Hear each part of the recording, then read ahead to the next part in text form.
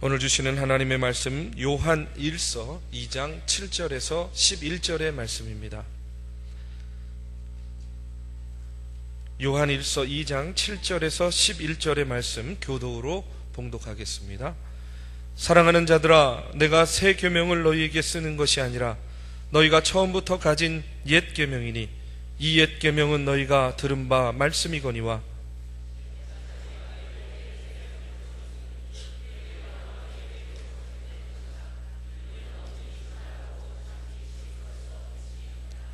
빛 가운데 있다 하면서 그 형제를 미워하는 자는 지금까지 어둠에 있는 자요,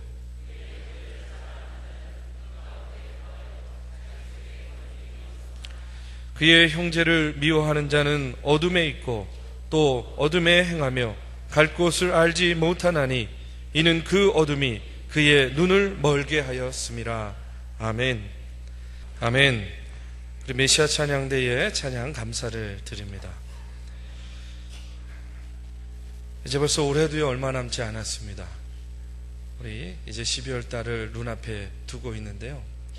어제는 우리 장로님들과 새벽 예배가 끝난 이후에요, 오전 내내 장시간에 걸쳐서 우리가 정책기획위원회를 가졌습니다. 그 자리에서는요, 내년도 비전 뿐만 아니라 우리 중앙교회의 향후 10년, 20년 뒤의 교회의 모습들을 그리면서 함께 비전을 나누고 또 목회의 계획들을 나누는 그런 시간들을 가졌습니다. 여러분, 이런 교회가 되게 하소서 해가지고 여러분 설문도 하셨잖아요. 결과가 궁금하시죠? 예. 여러분들도 조금 기다리시면 이제 교회의 비전과 더불어서 그 설문에 대한 그런 내용들도 여러분들과 함께 다 나누려고 합니다. 참고적으로 중앙교회의 목회의 비전은 여러분들이 적어서 설문에 응해 주신 그 이런 교회 되게 하소서 설문의 내용을 근간으로 삼아서 향후 10년, 20년 뒤에 목회의 계획과 또 비전들을 세웠다 하는 것을 말씀드리고요. 이제 조만간에 우리 전교인들을 대상으로 해서 다시 한번 그와 같은 비전을 나누는 시간들을 가지려고 합니다. 근데 무엇보다 중요한 것은요, 많은 분들이 설문에도 그렇게 응해 주셨는데 우리 중앙교회가 다음 세대를 키우고 살리는 교회가 돼야 된다 하는 그런 의견들을 많이 주셨습니다. 저도 다가오는 새해부터 우선적으로 우리 다음 세대를 위한 그런 교육과 양육에 힘을 쓰려고 합니다. 특별히 아까 우리 오정환 장로님 기도해 주셨지만 우리 교회학교 교사들이 많이 지쳐 있어요. 많이 힘들어 합니다. 그래서 새로운 교사들도 모집하는데 여러분, 교회학교 교사들 또 자라나는 세대들을 위해서 여러분 기도 많이 해주시기를 바랍니다. 특별히 2월 달에는 교회학교 연합으로 지금 단기 선교를 계획하고 준비하려고 합니다. 지치고 고난 우리 선생님들 그리고 우리 아이들이요, 복음 들고 세상에 나가서 하나님의 말씀도 전하고 또 그와 같은 자리, 그와 같은 경험을 통해서 성령님의 강력한 역사도 경험하면서 여러분, 우리 자라나는 세대들, 다음 세대들이요, 주님 안에서 성령 안에서 자라날 수 있도록 여러분들 기도해 주시기를 바랍니다. 오늘 이 시간에는요, 요한 1서의 말씀입니다. 2장 7절에서 11절의 말씀을 가지고 빛 가운데 사는 사람이라는 제목으로 말씀을 나누고자 합니다. 수십 년 전에 일본 젊은이들 사이에요, 자살이 유행처럼 열병처럼 번진 적이 있다고 합니다.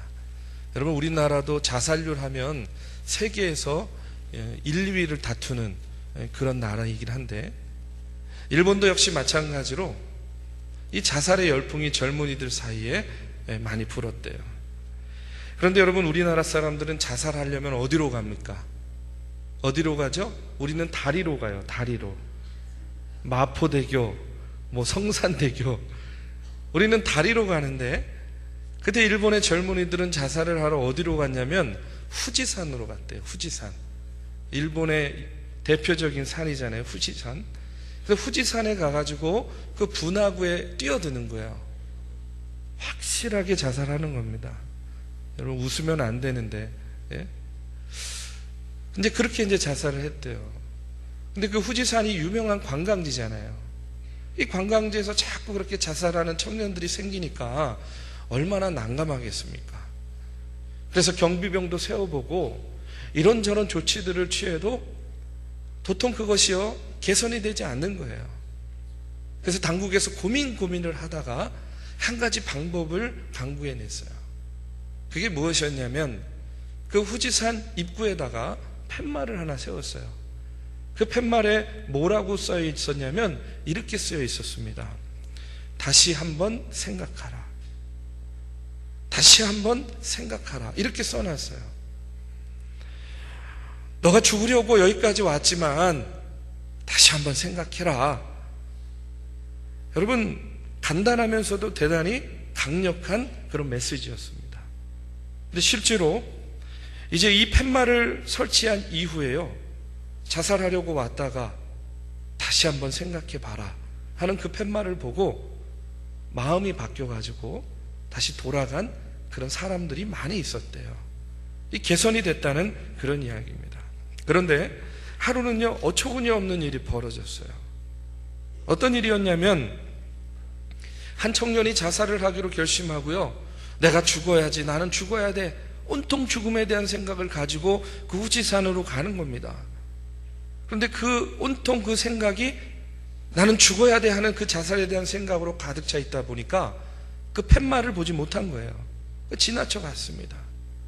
근데 막상 분화구에 뛰어들려고 보니까 겁도 나고 두려움도 생기고 다시 한번 자기 자신을 생각해 보니까 도대체 용기가 나지 않더래요. 그래, 힘들지만 어렵지만 내가 이 자살하려는 마음을 돌이키고 다시 내려가야 되겠다 생각을 하고 발걸음을 돌이켜서 내려오다가 그 팻말을 본 거예요. 다시 한번 생각해 봐라. 그래가지고요, 이 청년은요, 나는 그냥 죽지 않고 내려가야지 생각했다가 그 팻말을 본 거예요. 다시 한번 생각해 봐라. 에이, 그러고선요 다시 한번 생각하고 가가지고 분화구에 뛰어들었다는 거예요. 그래서 죽었대요. 여러분 좀 이런 얘기를 뭐라고 그러냐면 우픈 얘기라 그러는 거예요. 좀 우습기도 하지만 좀 슬프고 안타까운 얘기, 우픈 얘기. 그런데 여러분 제가 왜 이런 말씀을 드리냐면 벌써 이제 한 해가 다 갔잖아요, 그렇죠? 그리고 이제 새해를 준비하기 위한 이제 마지막 달을 우리가 보내고 있는데 우리가 지난 한 해, 아니 우리의 인생을요 다시 한번 우리가 생각하고 돌이켜 보십시오. 우리가 하나님의 말씀, 생명의 말씀에 붙잡혀 살아야 되는데 이제까지의 우리의 삶은 어떤 인생이었는가, 어떤 삶이었는가. 여러분 다시 한번 우리가 분명히 생각해 봐야 됩니다. 우리는 하나님의 종노릇하면서 살아야 되는데 여러분 우리의 인생이 과연 하나님의 종노릇하는 삶이었는가, 아니면 죄의 종노릇하는 삶을 살았는가. 오늘 우리의 삶을 다시 한번 생각해 보시고 다시 한번 돌아보시고 오늘 주님의 말씀 가운데에 여러분 빛 가운데 서는 저와 여러분이 되기를 이 시간 먼저 주님의 이름으로 축원합니다. 제가 부임한 이후에요, 이 설교한 리스트를 쭉 한번 살펴봤어요.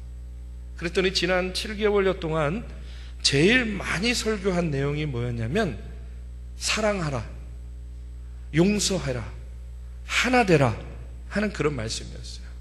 사랑해라, 용서해라, 하나 되라. 한 번은 어떤 권사님이요 저에게 그런 이야기를 하시더라고요. 목사님이 오셔서 사랑해라, 용서해라, 하나 되라 이런 말씀 많이 하시는데 그 말씀을 들을 때마다 그래야지, 내가 사랑하고 용서하는 삶을 살아야지 하고 실제로 그 대상이 보이면 내가 사랑해야지, 용서해야지. 근데 그것이요 마음에만 머물고 제대로 되지 않는다는 거예요. 정말 사랑하고 싶은데, 아니 나는 마음으로는 이미 다 용서했는데 그게 입으로 떨어지지 않고 행동으로 옮겨지지 않는데요.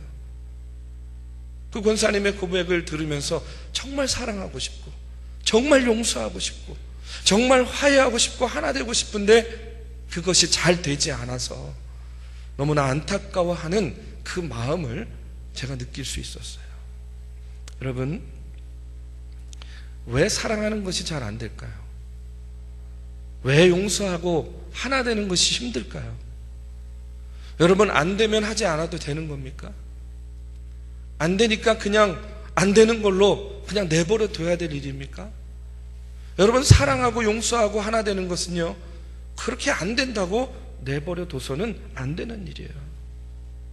그렇다면 하려고 하는데, 노력하는데 안 되면 그 안 되는 이유가 어디에 있는지, 원인이 무엇인지를 우리가 먼저 알아야 되겠죠. 여러분, 왜 사랑하는 것이 잘 안 될까? 저는 그 이유가 사랑의 시발점, 다시 말해서 사랑의 출발점이 잘못되었기 때문에 안 된다고 생각해요. 무슨 말이냐면, 여러분, 예수님은 요한복음 13장 34절 35절의 말씀에 우리의 이렇게 이야기를 하고 있습니다. 우리 한번 같이 봉독하겠습니다. 새 계명을 너희에게 주노니 서로 사랑하라. 내가 너희를 사랑한 것 같이 너희도 서로 사랑하라. 너희가 서로 사랑하면 이로써 모든 사람이 너희가 내 제자인 줄 알리라. 여러분, 우리가 이 말씀 너무 많이 알고 잘 아는 말씀이에요. 근데 이것을요, 그냥 그래, 예수님께서 사랑하라고 하신 말씀이지, 이렇게 그냥 넘어가니까 이 말씀의 깊은 의미와 뜻을 잘 몰라요. 여러분, 이 말씀을 보면 예수님께서 너희가 서로 사랑하라, 너희가 알아서 서로 사랑하라, 이렇게 말씀하신 것이 아닙니다. 오늘 말씀을, 이 본문의 말씀을 자세히 보면 예수님께서 뭐라고 이야기하냐면, 내가 너희를 사랑한 것 같이 너희도 사랑하라, 이렇게 이야기해요. 너희가 서로 사랑하라, 너희가 알아서 사랑하라, 이게 아니에요. 내가 너희를 사랑한 것 같이. 여러분, 지금까지요, 우리들은 우리가 사랑하고자 하는 그 출발, 그 사랑의 시발점을 누구로 삼고 있었던 거예요? 나로 삼고 있었던 거예요. 내가 사랑하려고 하고 내 의지로 사랑하려고 하고, 그러다 보니까 잘 안 되는 거예요. 그런데 여러분, 주님께서는 분명하게 우리에게 이야기하고 있습니다. 뭐라고 이야기합니까? 내가 너희를 사랑한 것 같이. 이것은 무슨 말이냐면, 인간을 사랑하신 주님의 사랑, 그 사랑을 시발점으로 삼아서 너희들이 서로 사랑하라 하는 그런 말씀이에요. 나의 부족함과 나의 추함과 나의 더러움과 나의 연약함, 이 모든 것들을 사랑하셔서 당신의 생명을 온전히 버리신 그분의 사랑 앞에서, 그분의 사랑에 의해서, 그분의 사랑 때문에, 그분의 사랑을 힘입어서 너희가 너희의 능력과 의지가 아닌 내가 너희를 사랑한 것 같이, 주님이 나를 사랑한 것 같이 그렇게 서로 사랑하라 하는 그런 말씀입니다. 여러분, 사랑은요, 노력한다고 해서 나 자신의 내부에서 저절로 생기는 것이 아닙니다. 사랑은 사랑의 주체이신 우리 주님으로부터 날마다 주입받고 공급받아야만 되는 거예요. 예배의 시간이 바로 공급받는 시간, 기도의 시간, 찬양의 시간이 바로 공급받는 시간. 우리가 하는 모든 신앙의 그 순간순간들이 바로 이와 같은 것들을 공급받는 시간이라는 겁니다. 여러분, 그렇기 때문에 이 서로 사랑하라 하는 계명은요, 2000년 전이나 훨씬 전에 예수님께서 말씀하신 그런 지나간 과거의 말씀이기도 하지만, 오늘을 살아가고 내일의 소망을 가지고 가는 그런 저와 여러분이 날마다 주님께로부터 주입받아야 되는 그런 새로운 계명인 줄로 믿습니다. 여러분, 오늘 본문 말씀에 보면 요한일서 기자가요, 사랑의 계명에 대해서 아주 중요한 말씀을 하고 있어요. 오늘 9절에서 11절의 말씀을 우리 한번 다 같이 읽어보겠습니다. 빛 가운데 있다 하면서 그 형제를 미워하는 자는 지금까지 어둠에 있는 자요, 그의 형제를 사랑하는 자는 빛 가운데 거하여 자기 속에 꺼리낌이 없으나 그의 형제를 미워하는 자는 어둠에 있고 또 어둠에 행하며 갈 곳을 알지 못하나니 이는 그 어둠이 그의 눈을 멀게 하였음이라. 아멘. 여러분, 사도 요한이요, 여러 가지 책을 썼습니다. 요한복음, 요한서신, 요한계시록. 근데 그가 쓴 저서를 보면 항상 빛과 어둠에 대한 것에 대해서 대단히 중요한 의미를 부여합니다. 여러분, 빛은 뭐겠습니까? 빛은 당연히 예수 그리스도, 또 생명, 진리, 구원과 관계된 그런 의미예요. 반대로 어둠은 뭐겠습니까? 어둠은 사망, 죽음, 거짓, 멸망과 관계된 것들이에요. 그런데 예수 믿는 이들은 어디 가운데 거한다고 이야기합니까? 빛 가운데 거한다, 이렇게 이야기를 해요. 그런데 여러분, 우리가 빛 가운데 산다고 하는 말, 우리가 이해하고 우리가 말하고 우리가 고백하는데 정말로 중요한 것은 뭐냐면 정말로 우리의 삶의 내용이 빛 가운데 거하고 있느냐 없느냐가 중요하다는 거예요. 우리의 고백은, 우리의 마음의 다짐은 늘 언제나 빛 가운데 있는데 정작 우리의 삶의 내용, 우리의 행동은 빛 가운데 거하지 못한 삶을 사는 경우가 너무나 많다는 겁니다.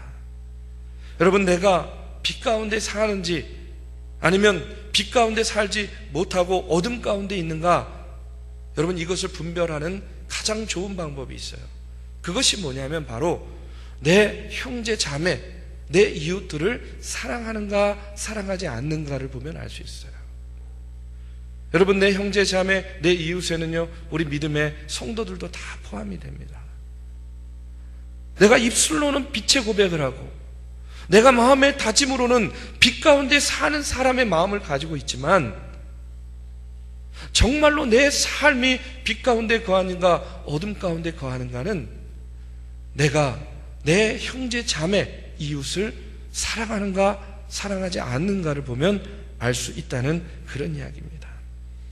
11절의 말씀처럼 자기 형제 자매를 미워하는 사람은 어디에 있는 거예요? 아직 어둠 속에 있는 겁니다. 사탄과 죽음과 거짓과 멸망의 세력 안에 있다는 거예요. 이런 사람들은 어둠 속을 걸으면서 어둠 가운데 방황하면서도 내가 지금 어디로 가고 있는지조차도 모르고 분별하지 못한다는 거예요. 왜 그렇습니까? 그 어둠이 눈을 가리고 있기 때문에. 아니, 눈을 가리지 않아도 어둠이라는 그 환경 속에 있으면요, 우리가 갈 길이 보이지 않는 거예요. 요한복음 13장 36절에서 38절의 말씀에 보면 예수님께서 제자들에게 사랑의 계명을 주십니다.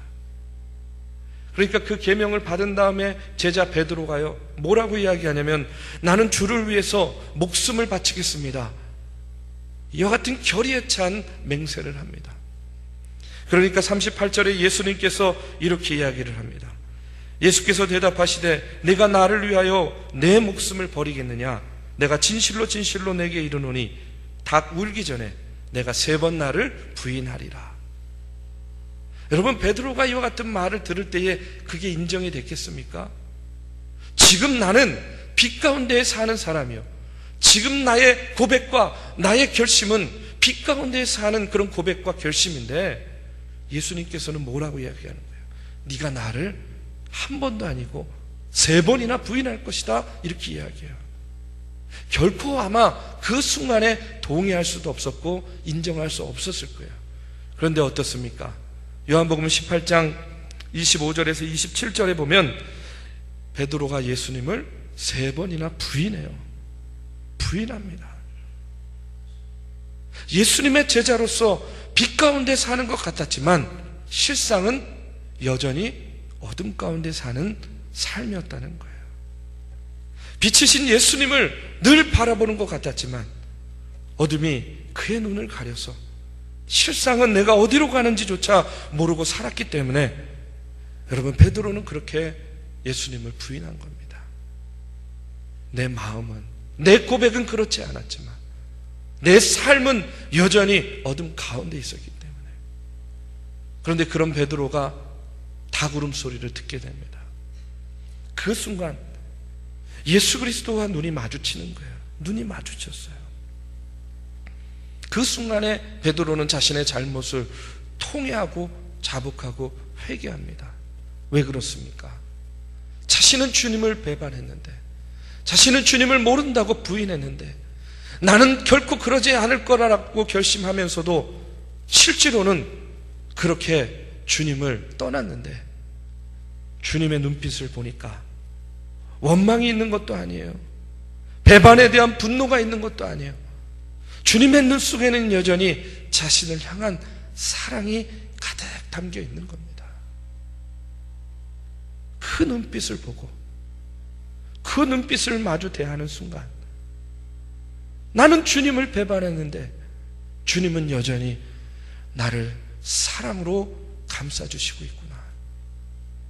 여러분, 그것을 깨닫는 순간 베드로는 통회하고 자복하고 회개하지 않을 수 없었다는 겁니다. 사랑하는 우리 믿음의 성도 여러분, 우리도 빛 가운데 거하고, 여러분, 우리도 주님 안에서 살고 있는 것 같지만 실제로는요, 베드로와 같이 어둠이 눈을 가려서 결정적인 순간에 예수님을 부인하는 삶을 살 때가 얼마나 많이 있습니까? 우리가 빛 가운데 살고 있는지 아닌지를 알 수 있는 것, 무엇으로 알 수 있다 그랬습니까? 내가 형제, 자매, 내 이웃을 사랑하고 있는가 아닌가를 보면 알 수 있다 그랬어요. 여러분, 이런 이야기가 있습니다. 한 신학교 교수가 설교에 관한 강의를 좀 특이한 내용으로 준비를 했어요. 그는요, 한 학기 동안의 학생들에게 선한 사마리아 사람이라는 그 비유의 주제를 가지고 설교를 하도록 했습니다. 선한 사마리아 사람, 다 아시죠? 매 강의 시간마다 한 사람씩 각자에게 정해진 강의실로 가서 너희가 준비한 선한 사마리아 사람 그 설교를 해라, 이렇게 시키는 거예요. 근데 꼭 시간이 아주 간당간당할 때 강의실을 알려주는 거예요. 그러다 보니까 학생들은요, 서둘러서 급히 그 강의실로 가지 않으면 안 됐던 거예요. 그런데 여러분, 그 강의실로 가는 길에 이 교수님이 도움을 필요로 하는 그 불황자를 항상 거기에다 뒀습니다. 그런데 그 불황자를 도와주기 위해 가던 길을 멈춘 그런 학생들은요, 거의 없었다고 해요. 왜 그래요? 지금 빨리 가서 선한 사마리아 사람 설교해야 되잖아요. 내가 지금 빨리 가서 선한 사마리아 사람 설교해야 되는데 어떻게 길가에 쓰러져 있는 불황자를 도울 시간이 어디 있겠습니까? 시간이 부족하면 부족할수록 멈춰서서 그 사람을 도와주는 학생들은 거의 없었대요. 물론 혹간 간혹가다 그 사람을 도와주느라 그 설교의 시간을 놓친 학생들도 있었지만 대부분은 그냥 그 사람을 못 본 척하고 지나갔다는 그런 이야기입니다. 여러분, 가만히 생각해 보면요, 오늘 우리의 문제가 이거 아닙니까? 우리는 선한 사마리아 사람을 도와야 된다는 거 다 알고 있습니다. 어떻게 도와야 된다는 것도 다 알고 있어요. 우리의 고백과 우리의 마음과 우리의 결심은 언제나 선한 사마리아 사람을 도와야 된다는 그런 빛 가운데 사는 마음과 결심들을 가지고 살아요. 그런데 정작 그와 같은 상황이 눈앞에 펼쳐졌을 때에도 내 일, 내 상황, 지금 나의 환경, 지금 내가 급하게 서둘러서 해야 될 나의 일들이요, 우선순위가 되어서 정작 그것들을 외면하고 무시하고 우리가 그냥 지나갈 때가 얼마나 많이 있냐는 겁니다. 마음은 빛 가운데 거하고 싶은데 실제 우리의 삶은 여전히 어둠 가운데에서 갈 곳 몰라 헤매고 방황하는 그와 같은 삶을 살고 있지는 않은지 여러분 다시 한번 생각해 보시기 바랍니다. 그런데 이 10절의 말씀에 보면 또 반대로 이런 말씀이 나옵니다. 자기 형제 자매를 사랑하는 이들은 빛 가운데 머물러 있기 때문에 거리낌이 없다, 이렇게 이야기해요. 여러분, 형제 자매를 사랑하는 사람은 거리낌이 없기 때문에 빛 가운데 머물러 있어요. 여러분, 거리낌이 없다는 게 무슨 말입니까? 항상 떳떳하고 자유롭다는 거예요. 그렇죠? 항상 떳떳하고 당당하다는 그런 이야기예요. 가끔 제 아내가요, 뜬금없이요, 저한테 이렇게 물을 때가 있어요. 당신 나에게 부끄럽지 않아? 당신 나한테 떳떳하지? 뭐 이렇게 물어요. 그러면 아니 갑자기 뜬금없이 무슨 얘기냐? 아니 내가 목사인데 내가 맨날 집하고 교회 밖에 왔다 갔다 하는 게 없는데 도대체 내가 떳떳하지 못할 일은 또 뭐냐고 제가 이렇게 반문해요. 그러면 아내가 그럽니다. 아니 그냥 남자들은 가끔 이렇게 긴장을 줘야 된다는 거예요. 여러분, 여자분들 그러지 마세요. 남자들 피곤합니다. 예? 근데 여러분 생각해 보십시오. 저는 여러분에게 이렇게 묻고 싶어요. 여러분, 사랑에 대해서 떳떳하십니까? 여러분, 사랑에 대해서 거리낌 없으십니까?